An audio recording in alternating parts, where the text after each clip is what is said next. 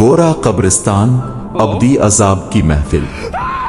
ایک بھیانک رات کا آغاز۔ کراچی کی شاہراہ فیصل، جو دن کے وقت زندگی کے شور سے مہکتی ہے، رات کے اس پہر ایک خاموش اژدھے کی طرح لگ رہی تھی۔ سردی کی لہر میں تیزی آ چکی تھی اور دھند کی ایک ہلکی سی چادر سڑک پر بچھی ہوئی تھی۔ آصف، اسلم اور احسن اپنی بائک پر سوار ایک قریبی دوست کے ولیمے سے فارغ ہو کر گھر کی طرف رواں دواں تھے۔ آصف بائک چلا رہا تھا۔ وہ ہمیشہ سے ہی تھوڑا لاپرواہ اور نڈر قسم کا لڑکا تھا۔ اسلم، جو بیچ میں بیٹھا ہوا تھا، مسلسل فون پر لگا ہوا تھا، جبکہ احسن سب سے پیچھے بیٹھا بے چینی سے ادھر ادھر دیکھ رہا تھا۔ جیسے ہی بائک گورا قبرستان کی کالی اور اونچی دیوار کے پاس پہنچی، احسن کے دل میں ایک عجیب سا خوف لہرانے لگا۔ یہ قبرستان صدیوں پرانا تھا اور اس کی دیواروں پر جمی کائی اور پرانے درختوں کی لٹکتی شاخیں رات کے اندھیرے میں کسی بھوتیا فلم کا منظر پیش کر رہی تھی۔ یار آصف، تھوڑی تیز چلا، مجھے یہ جگہ بالکل اچھی نہیں لگ رہی، احسن نے دبی آواز میں کہا۔ ارے یار احسن، تو کتنا بزدل ہے، یہ مردے بیچارے کیا کہیں گے تجھے، آصف نے قہقہا لگایا۔ لیکن اس کی ہنسی ابھی فضا میں گونجی ہی تھی کہ بائک نے ایک زوردار جھٹکا کھایا۔ انجن سے ایسی آواز آئی جیسے کسی نے اندر لوہا رگڑ دیا ہو، اور چشم زدن میں بائک بند ہو گئی۔ آصف نے سڑک کے کنارے بائک روکی۔ سڑک پر دور دور تک کوئی دوسری گاڑی نظر نہیں آ رہی تھی اور اسٹریٹ لائٹس بھی ایک عجیب سی زرد روشنی دے رہی تھیں جو بار بار جھپک رہی تھی۔ کیا ہوا؟ اسلم نے فون جیب میں رکھتے ہوئے پوچھا۔ پتہ نہیں یار، ابھی تو سروس کروائی تھی، آصف نے پیدر پہ کئی کک ماری لیکن بائک ٹس سے مس نہ ہوئی۔ خاموشی اتنی گہری تھی کہ ان کے سانس لینے کی آوازیں بھی صاف سنائی دے رہی تھیں۔ اچانک قبرستان کے اس بڑے زنگ آلود لوہے کے گیٹ کی چرچراہٹ سنائی دی جو برسوں سے بند لگ رہا تھا۔ ان تینوں کی نظریں گیٹ کی طرف اٹھیں اور ان کے خون منجمد ہو گئے۔ وہ پراسرار بوڑھا اور دھوکا۔ دھند کے پیچھے سے ایک سایہ نمودار ہوا، ایک نحیف و نزار بوڑھا جس کی کمر جھکی ہوئی تھی، آہستہ آہستہ ان کی طرف بڑھ رہا تھا۔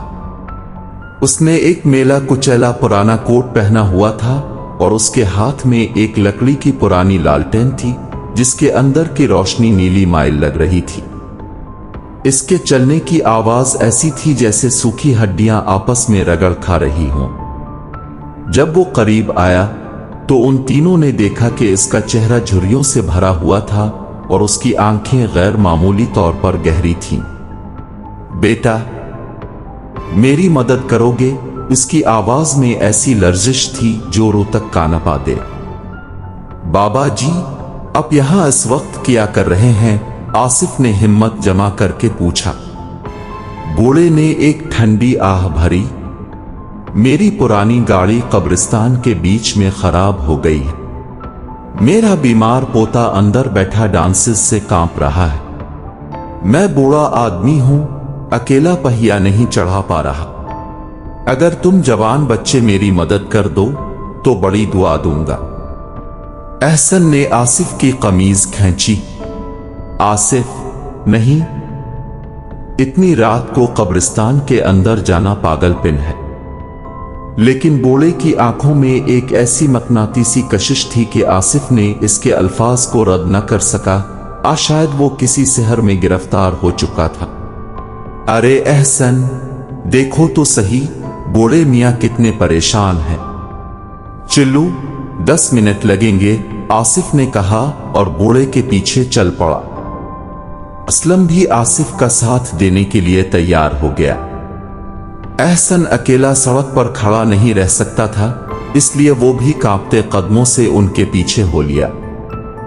جیسے ہی انہوں نے قبرستان کی حدود میں قدم رکھا، گیٹ ایک زوردار دھماکے کے ساتھ خود بخود بند ہو گیا۔ جیسے ہی وہ بھاری بھرکم لوہے کا گیٹ ایک زوردار گونج کے ساتھ بند ہوا، सड़क का तमाम तर शोर यकलख्त खत्म हो गया। अब वहां सिर्फ उनके अपने कदमों की चाप और गोले की लालटेन की चरचराहट थी। कब्रिस्तान के अंदर का दर्जा हरारत बाहर के मुकाबले में कई गुना कम महसूस हो रहा था। हवा में एक ऐसी ठंडक थी जो हड्डियों में उतर रही थी और साथ ही सड़ांध की एक ऐसी बो फैली हुई थी जैसे बरसों पुरानी लाशें खिली छोड़ दी गई हों। बाबा जी, आपकी गाड़ी कहाँ है? हम काफी अंदर आ गए हैं, असलम ने घबराते हुए पूछा। इसके फोन का सिग्नल जा चुका था और टार्च की रोशनी भी मध्यम पड़ रही थी। गोड़ा मोड़ा नहीं। उसने सिर्फ अपना सूखा हुआ हाथ एक घनी झाड़ियों वाली पगडंडी की तरफ उठाया। बस थोड़ा और आगे। वो देखो, रोशनी नजर आ रही है ना? उन्होंने सामने देखा। घने दरख्तों के पीछे से एक नीली रोशनी झलक रही थी। आसिफ ने कदम बढ़ाए, लेकिन एहसन का जी चाह रहा था कि वो यहीं से भाग जाए। कब्रें इतनी पुरानी थीं कि उन पर लगे कतबे मिट चुके थे और कई कब्रें दरमियान से फटी हुई थीं, जैसे अंदर से किसी ने बाहर निकलने की कोशिश की हो।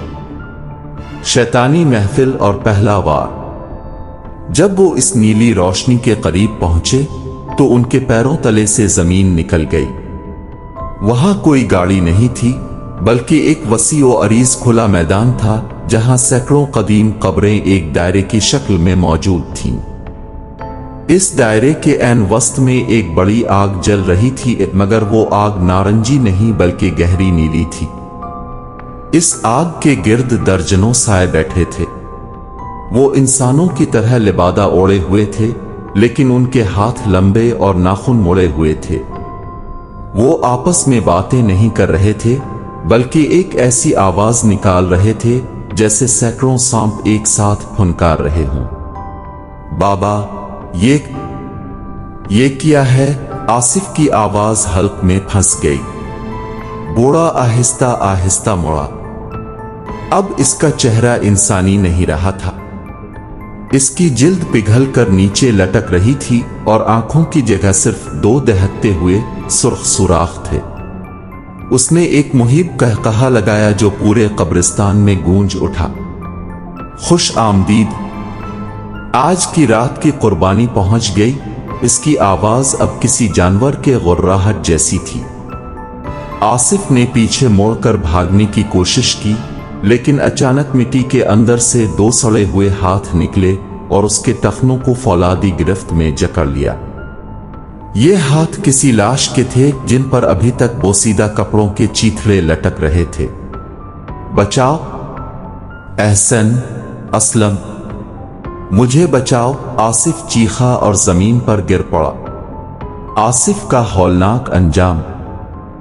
वो बदरूहें जो आग के गिर्द बैठी थीं, एकदम से खामोश हुई और फिर भूखे कुत्तों की तरह आसिफ की तरफ लपके। एहसन और असलम दहशत से साकित खड़े थे। उनके जिस्मों ने हरकत करना छोड़ दी थी। आसिफ को घसीटकर इस नीली आग के करीब ले जाया गया। इस बूढ़े ने, जो अब एक देव कामत हैवला बन चुका था, अपने तेज नाखून आसिफ के कंधे में पैवस्त कर दिए। आसिफ की जिगर चीर देने वाली चीखें खामोश रात के सीने में पैवस्त हो रही थीं। एक बदरू ने आसिफ के सर को पीछे से जकड़ा और दूसरे ने इसके सीने पर अपने दांत गाड़ दिए।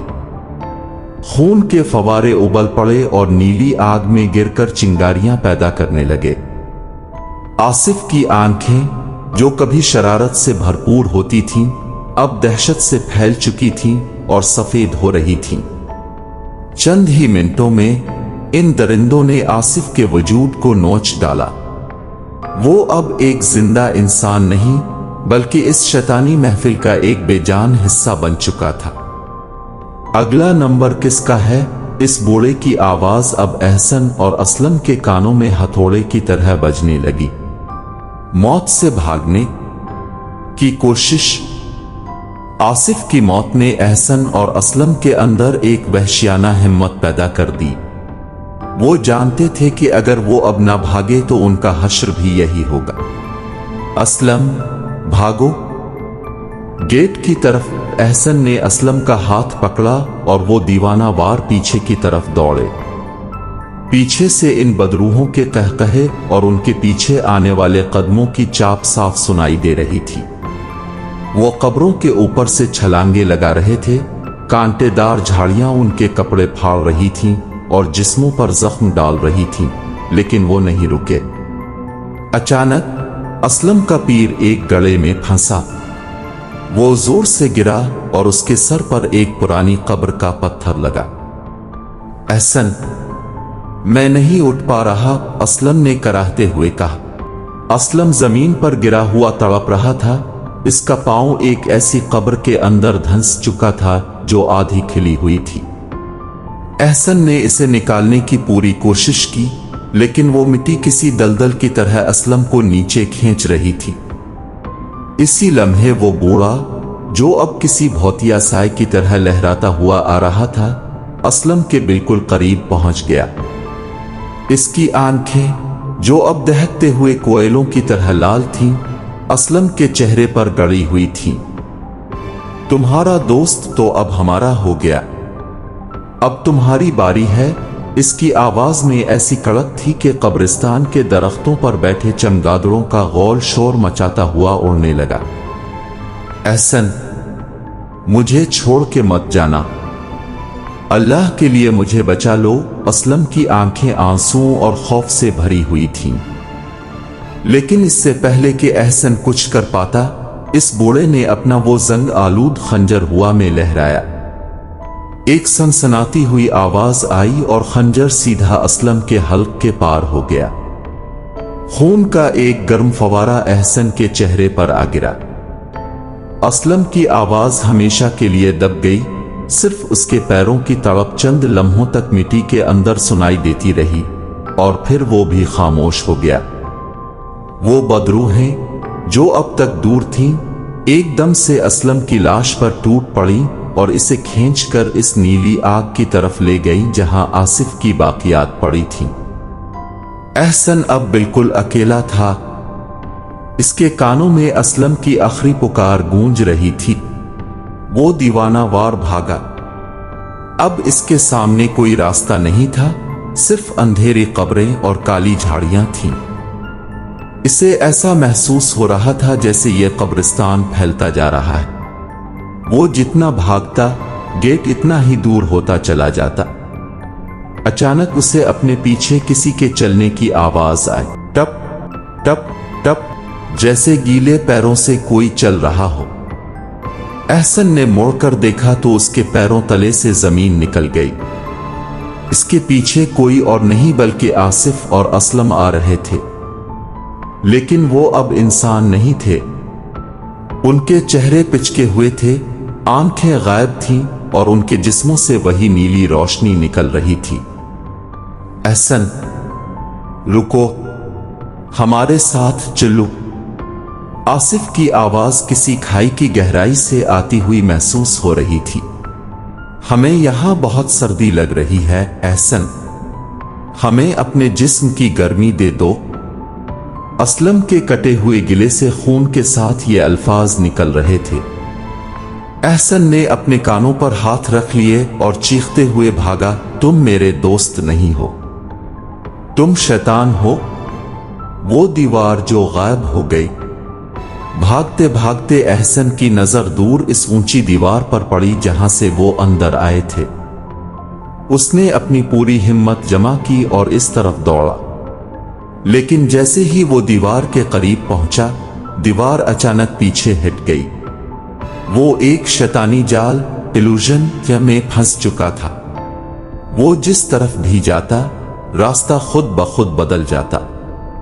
इसे एहसास हुआ कि वो इसी जगह वापस आ गया है जहां वो नीली आग जल रही थी। लेकिन अब वहां कोई बदरू नहीं थी, सिर्फ एक पुरानी टूटी हुई कब्र खिली हुई थी और उस पर एहसन का नाम लिखा हुआ था। ये तुम्हारा घर है एहसन, वही बूढ़ा अचानक उसके पीछे नमूदार हुआ। उसने अपना हाथ एहसन के कंधे पर रखा। वो हाथ इतना ठंडा था जैसे बर्फ की सिल। एहसन ने अपना आखिरी हरबा इस्तेमाल किया। उसने अपनी जेब से वो छोटा सा कुरान पाक निकाला जो वो हमेशा अपने सफर में साथ रखता था। जैसे ही इसने इसे बाहर निकाला, एक जोरदार आसमानी बिजली कड़की और वो बूढ़ा एक दर्दनाक चीख मारते हुए पीछे हट गया। तुम्हारा नूर हमें जला रहा है, लेकिन तुम यहां से जिंदा नहीं जा सकते, बूढ़ा चलाया। एहसन ने आंखें बंद की और ऊंची आवाज में आयतल कुर्सी पढ़ना शुरू कर दी। इसके गिर्द एक तेज हुआ का तूफान चलने लगा। कब्रों से निकलने वाले हाथ जलने लगे और बदरूहों की चीखें पूरे कब्रिस्तान में कोहराम मचा रही थीं। एहसन को महसूस हुआ जैसे जमीन फट रही है और वो किसी गहरे गार में गिर रहा है। एहसन मुसलसल आयतल कुर्सी का वर्द कर रहा था। इसके गिर्द मौजूद बदरूहों के कहकहे अब अजियतनाक चीखों में बदल चुके थे।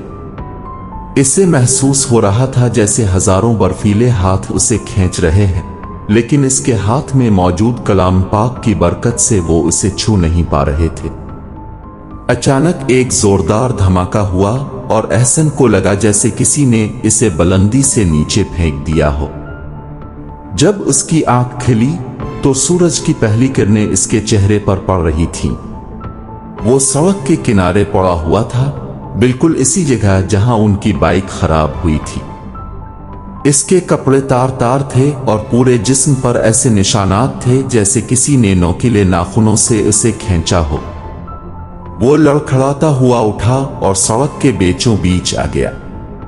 दौर से एक पुलिस की गाड़ी आती दिखाई दी। एहसन ने पागलों की तरह हाथ हिलाए। पुलिस वालों ने उसे देखा तो फौरन गाड़ी रोकी। बेटा, क्या हुआ तुम्हारे साथ? तुम यहां इस हालत में क्या कर रहे हो? एक इंस्पेक्टर ने हैरत से पूछा। इंस्पेक्टर साहब, मेरे दोस्त आसिफ और असलम वो अंदर हैं। वो बूढ़ा, वो बदरूहें, उन्होंने उन्हें मार दिया। एहसन हाँफते हुए चला रहा था। बाब आज़म, कब्रिस्तान की खामोशी। पुलिस की एक भारी नफरी एहसन को लेकर कब्रिस्तान के अंदर दाखिल हुई। दिन की रोशनी में वो जगह वैसी ही लग रही थी जैसे एक आम पुराना कब्रिस्तान होता है। पुरानी कब्रें, खामोश दरख्त और परिंदों की चहचहाहट। एहसन उन्हें इस जगह ले गया जहां वो नीली आग और महफिल लगी थी, लेकिन वहां पहुंचकर उसके होश उड़ गए। वहां कोई राख नहीं थी, कोई खून नहीं था और न ही आसिफ और असलम की लाशें थीं। वहां सिर्फ एक बहुत पुरानी शिकस्ता कब्र थी जिसके कतबे पर धुंधला सा लिखा था, एडवर्ड 1920। ये देखो, एक कांस्टेबल की आवाज आई। वहां झाड़ियों में आसिफ की बाइक की चाबी और असलम का वो मोबाइल फोन पड़ा था जिसकी स्क्रीन बुरी तरह टूटी हुई थी, जैसे किसी ने इसे दांतों से चबाया हो। लेकिन आसिफ और असलम का कोई नाम और निशान नहीं था। पुलिस ने पूरा कब्रिस्तान छान मारा, लेकिन वहां कोई नहीं मिला। लगता है तुम लोग नशा कर रहे थे और तुम्हारे दोस्त तुम्हें छोड़कर कहीं चले गए, इंस्पेक्टर ने इसे शक की निगाह से देखते हुए कहा। लेकिन एहसन जानता था कि इसने क्या देखा था। बाब दो अज़हम, वो हकीकत जो अस्पताल में खिली। एहसन को तिब्बी मुआयने के लिए अस्पताल ले जाया गया। वहां जब डॉक्टर ने इसकी कमर से कमीज हटाई तो वो पीछे हट गया। एहसन की कमर पर नाखूनों के गहरे जख्मों से एक जुमला लिखा हुआ था जो गोश्त काट कर बनाया गया था, तुम्हारा उधार बाकी है। एहसन ये देखकर सकता में आ गया। इसी वक्त उसके फोन पर एक अनजान नंबर से मैसेज आया। उसने कांपते हाथों से फोन खोला। वो एक वीडियो मैसेज था। वीडियो में वही नीली आग जल रही थी और उसके गिर्द आसिफ और असलम बैठे थे, लेकिन उनके चेहरे अब वैसे ही मस्त शदा थे जैसे इन बदरूहों के थे। वो कैमरे की तरफ देखकर मुस्कुरा रहे थे, ऐसी मुस्कुराहट जो इंसानी नहीं थी। वीडियो के आखिर में वही बूढ़ा नमूदार हुआ और उसने कैमरे के करीब आकर सरगोशी की। एहसन, हम तुम्हारा इंतजार कर रहे हैं। वो कब्र अब भी खाली है जिस पर तुम्हारा नाम लिखा है। इख्तिताम, एक कभी ना खत्म होने वाला खौफ। आज इस वाक़ये को 5 साल गुजर चुके हैं। पुलिस ने आसिफ और असलम को लापता करार देकर फाइल बंद कर दी। एहसन अब वो हंसता खेलता नौजवान नहीं रहा। वो अब कराची के एक नफ्सियाती अस्पताल के एक अंधेरे कमरे में रहता है। वो किसी से बात नहीं करता, बस दीवार पर लकीरें खींचता रहता है। अस्पताल के अमले का कहना है कि हर साल इसी तारीख को जब रात के 2 बजते हैं, एहसन के कमरे से 3 लोगों के हंसने और बातें करने की आवाजें आती हैं। लोग कहते हैं कि आसिफ और असलम उसे लेने आते हैं, लेकिन एहसन का वो छोटा सा कुरान पाक जो उसने आज भी अपने सीने से लगा कर रखा है, इसे इन बदरूहों से बचाए हुए है। लेकिन वो बूढ़ा आज भी हर रात गोरा कब्रिस्तान के गेट पर खड़ा किसी नए शिकार का इंतजार करता है, क्योंकि उसकी महफिल अभी अधूरी है। सबक, रात के सन्नाटे में कभी किसी अजनबी की पुकार पर कान न धरे, क्योंकि कराची की कुछ दीवारें ऐसी हैं जिनके पीछे सिर्फ मौत और अबदी अजाब बसता है। आप लोगों को ये वीडियो कैसी लगी? अगर आप इसी तरह की हॉरर स्टोरी का शौक रखते हैं तो सब्सक्राइब करें और अगली जगह का नाम कमेंट में बताएं। शुक्रिया।